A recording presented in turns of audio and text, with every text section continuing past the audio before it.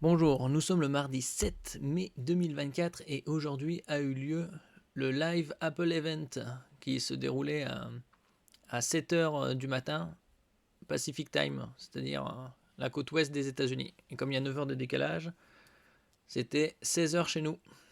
Donc ça s'est passé, ça a commencé il y a à peu près 1h30. Et nous allons voir détail par détail, point par point, ce qu'ils ont présenté. N'oubliez pas de vous abonner pour plus de news sur le monde de la high-tech ainsi que les bons plans également sur mon Twitter. Live Apple Event, suivez la keynote iPad 2024 et dans un mois il y aura le WWDC pour Apple et les développeurs qui se déroulera aux alentours à partir du 10 juin. Alors, nouvelle Apple Pencil, c'est-à-dire un stylet. Nouveau Magic Keyboard, donc clavier. Nouveau iPad Pro et nouveau iPad Air. On va voir en détail qu'est-ce qui se cache là-dessous. Alors iPad Air M2, M2 c'est le CPU de Apple. Donc ça date, actuellement on est au M3. Mais bon, c'est pour les iPad Air, donc c'est moins onéreux que les autres iPads. Un iPad Pro M4 avec le nouveau, tout nouveau CPU de Apple qui sortira à la fin de l'année. Et on verra en détail qu'est-ce qu'il a comme perf. Également le Apple Pencil Pro, le stylet comme je disais, et le lancement en Europe du Vision Pro, c'est-à-dire le casque VR et AR. Virtual Reality, réalité virtuelle, et AR Augmented Reality, réalité augmentée.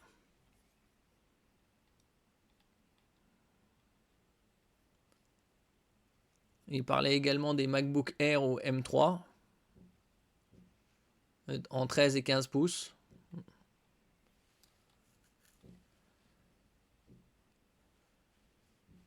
Ce live va durer une quarantaine de minutes. Je mettrai les liens en description, bien évidemment. À moins que vous l'ayez vu.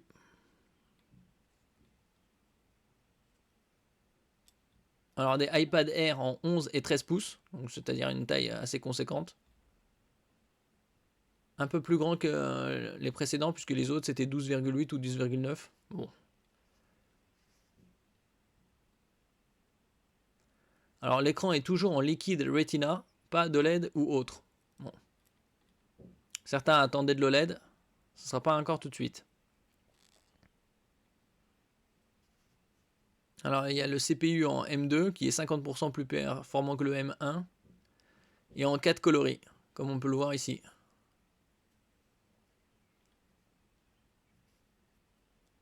Alors Apple parle d'une machine plus rapide pour l'IA, puisque Apple va investir 1 milliard de dollars chaque année dans l'intelligence artificielle.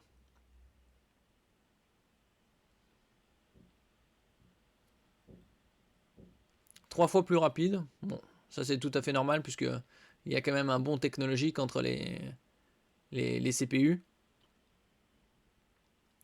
En parlant du M4, il est toujours gravé en 3 nanomètres, comme le M3, puisque le 2 nanomètres arrivera fin de l'année prochaine, début 2020, c'est-à-dire fin 2025, voire début 2026. Pour le 2 nanomètres, et le nanomètre, ce sera plutôt vers 2028, puisqu'ils feront un palier à 1,4. Alors 2028, voire 2030. Mais bon, pour l'instant, on est au M4 sur le iPad Pro. Alors, il parle du Wi-Fi 6E, 1 Teraoctet de SSD, ça parle de 128 de base. Je saisis pas trop l'intérêt de faire un cord avec du 128, c'est comme faire des iPhones avec du 64 Go. Bon, pourquoi pas. Donc il n'y a pas de Wi-Fi, Wi-Fi 7. Et toujours pas de Face ID. Ici on va voir un peu plus en détail. Ça c'est le iPad Air. Alors en 100% aluminium recyclé, c'est pour le côté écolo. Le Wi-Fi 6E, ça aussi c'est pour faire un peu d'économie. Ils n'ont pas mis le 7, tout dernier. Mais il y a la 5G. Alors 50% plus rapide que le iPad Air avec le CPU M1. Donc,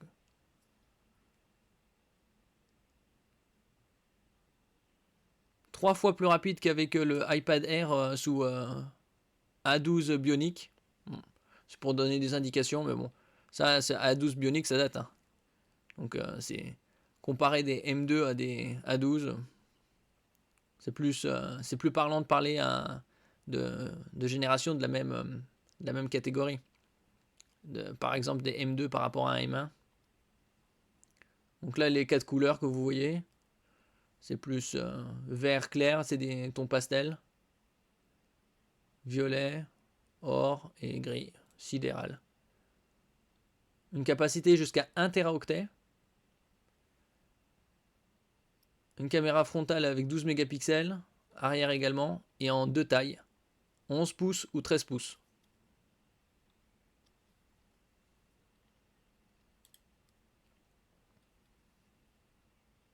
Ah, comme je dis, il n'y a pas trop intérêt de faire une version 128, ça fait un peu radin je trouve. Ils auraient pu faire décliner en 256, 512 et 1 Tera. Là on passe au iPad Pro, c'est-à-dire c'est des iPads plus performants puisque ceux-là seront équipés en M4. Et ça commence à 599$ pour le 11 pouces et 799$ pour le 13 pouces. Ah, ça, c'est le iPad Air.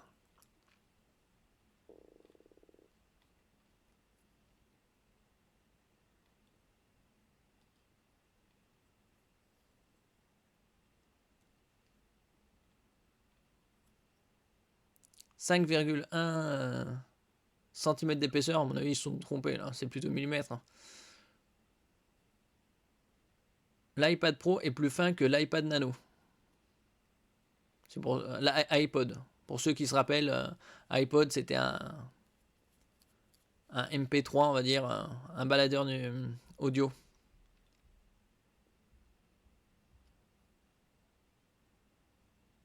100 grammes plus léger, oh, c'est toujours ça de prix. Et 2 couleurs, gris clair et foncé. Ah, cette fois-ci, l'iPad Pro passe au OLED. C'est pour ça, à mon avis, ils ont fait une distinction entre iPad Air avec du LCD et Pro pour OLED, pour justifier encore un écart de prix conséquent que nous allons voir.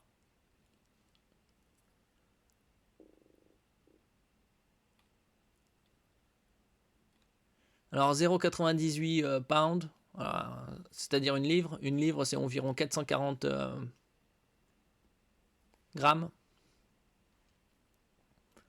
Ça, c'est pour la première taille. Ça doit être 11 pouces. Et l'autre, c'est 1,28. C'est-à-dire 420 grammes et 550 environ. Au niveau de la luminosité, on est à 1000 nits en HDR et SDR jusqu'à un pic de 1600. C'est unité de lumière, c'est-à-dire c'est très lumineux. Temps de réponse bien 1 milliseconde. Bon, rien d'exceptionnel, c'est de l'OLED. Alors iPad Pro en 11 et 13 pouces comme je le disais. Identique au niveau de la taille au iPad Air.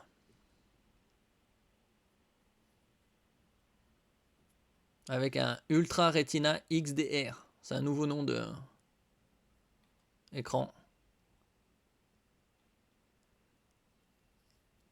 Plus lumineux, des noirs plus profonds, plus de détails, une meilleure réactivité dans les mouvements.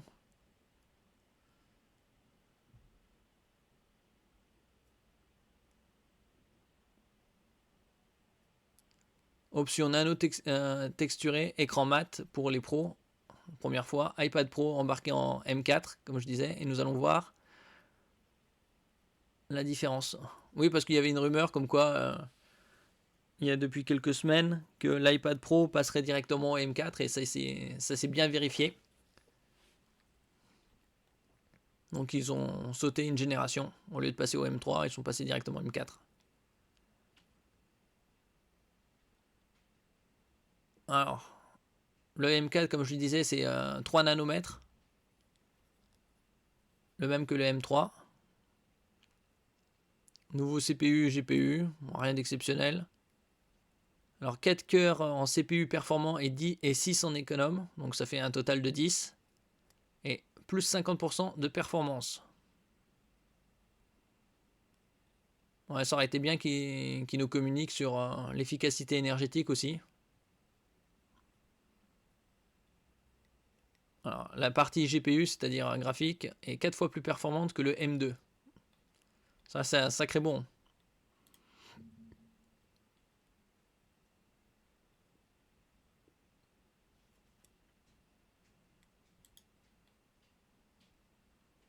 Ah, voilà.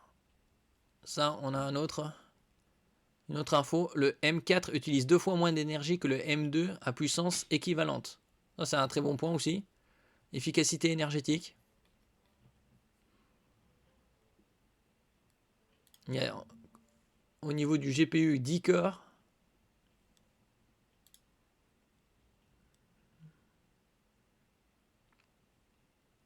Ah, Apple insiste sur le fait que le Neural Engine est inclus dans les puces depuis des années pour l'IA.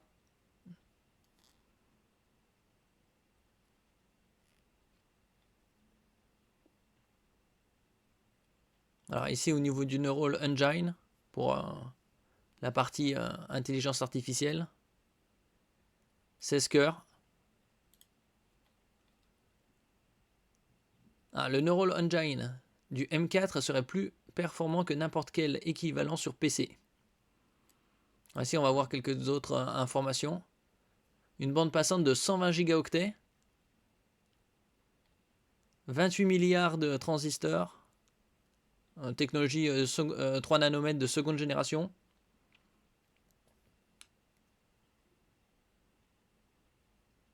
Avec écran OLED pour le iPad Pro. Bon, ici on voit comme on avait lu 10 cœurs pour CPU, 10 cœurs GPU. Au niveau du CPU, c'est 50% plus performant que le M2, 4 fois plus performant pour la partie GPU par rapport au M2. Codec AV1, bon ça c'est tout à fait normal puisque avec la UHD, Ultra Haute Définition, c'est-à-dire 4K, et les vidéos, c'est le minimum. Neural Engine avec 38 trillions, c'est-à-dire 38 000 milliards d'opérations par seconde. Parce que les Américains, ils comptent que ça comme ça, millions, billions pour milliards, trillions pour milliers de milliards.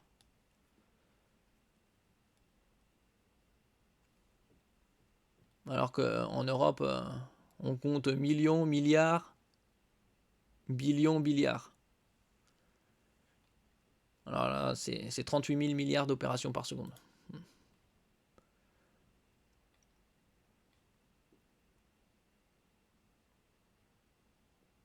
Apple revient sur les avancées d'iPad OS de ces dernières années comme Stage Manager qui sera certainement mise à jour à la WWDC qui, comme je l'ai dit, se tiendra à partir du 10 juin.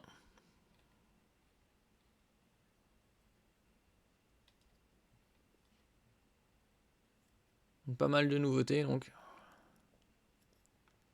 Apple a largement amélioré les vitesses de traitement des contenus HDR, de la colorimétrie et l'iPad Pro peut lire 4 fois plus de streams. Ouais. Ça, ce qui est logique puisque la partie GPU est 4 fois plus puissante que la précédente, le M4 par rapport au M2. Alors ici, on a la caméra, une seule, 12 mégapixels, avec un focus d'ouverture 1.8, 5 éléments de lentille, de la HDR intelligent 4, et pour la vidéo 4 ProRes, Pro Résolution.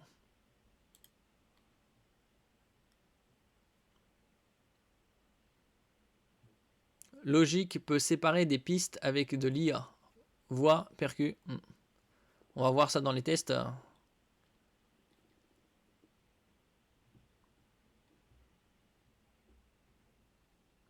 Un nouveau flash, lidar. Bon, autofocus.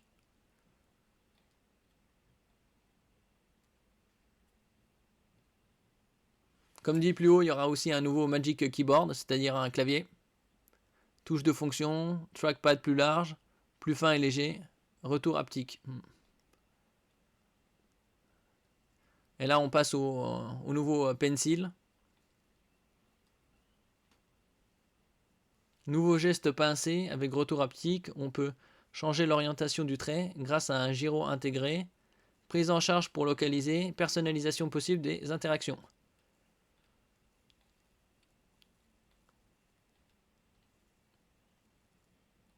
Ouais, c'est pour ceux surtout qui font du graphique. Ici, quelques possibilités d'utilisation du nouveau Pencil.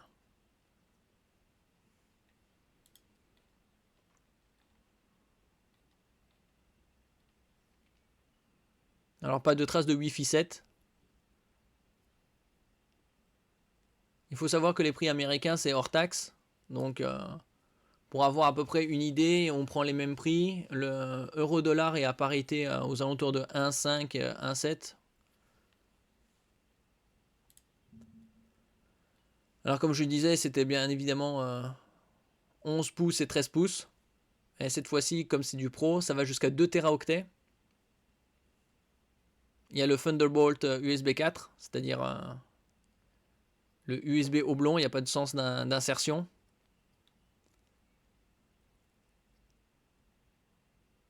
Quatre haut-parleurs 5G avec un écran Ultra Retina XDR, puisque celui-là c'est de l'OLED, sur le iPad Pro. Et il y a de Face ID également. LIDAR scanner, c'est scanner. LIDAR, c'est lead, c'est pour light, et DAR, c'est comme sonar ou radar. Alors, ici, on a les tarifs. 129$, rien que ça quand même pour un stylet, un Pencil Pro. Bon. Après, c'est pas non plus un simple stylet. Alors, Magic Keyboard, le clavier pour le 11 pouces, ce sera 300$. Et 349 pour le 13 pouces. Et iPad Pro, ça commence à 999, symboliquement en dessous du millier de dollars pour le 11 pouces. Et pour le 13 pouces, à partir de 1299. Les nouveaux iPad Pro sont dispo en 256, 512 et 1 et 2 Tera. Voilà.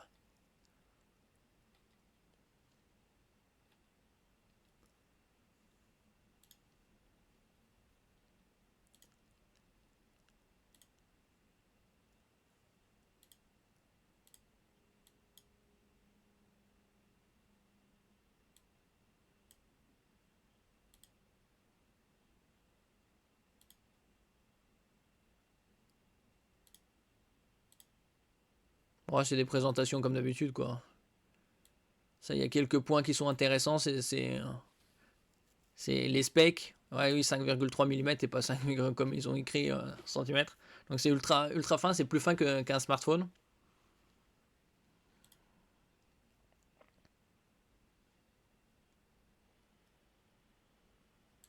Alors, je vous mettrai le lien en description si vous voulez voir par vous-même ce Apple Event du 7 mai.